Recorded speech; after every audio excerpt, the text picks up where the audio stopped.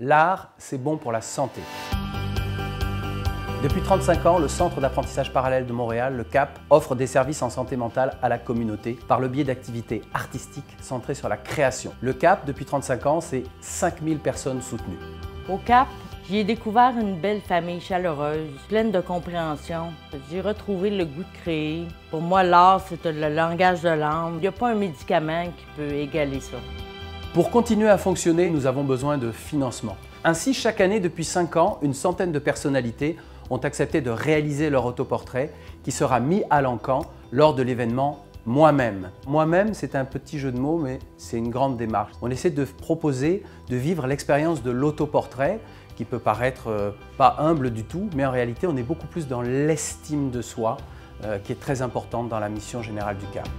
Je trouve ça essentiel que dans notre société, il y ait des organismes comme le CAP qui permettent à toute personne, quel que soit le contexte, à ces gens-là qui ressentent le besoin de s'exprimer, de créer, de pouvoir le faire. C'est important de ressentir le sentiment d'appartenance qui se dégage d'ici, à travers la camaraderie, l'esprit de famille, ou quand on est submergé d'émotions parfois troubles ou noires, je pense que l'art est toujours là et ça permet de canaliser ces émotions-là et même de les apaiser.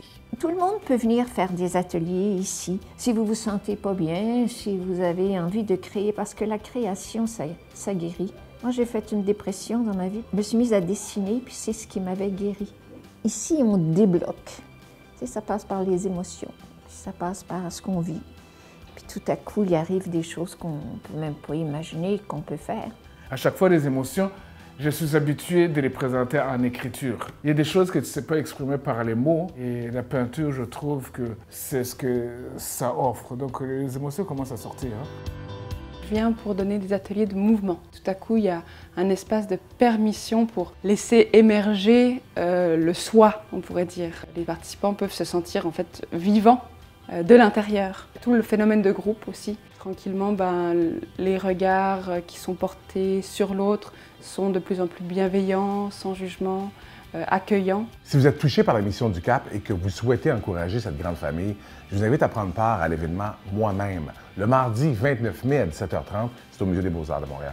Vous aurez ainsi la chance d'admirer les 100 autoportraits créés par 100 personnalités et de participer à l'encan silencieux pour acheter une œuvre, peut-être la tienne. Ou la tienne. Les billets sont disponibles sur atelierducap.org.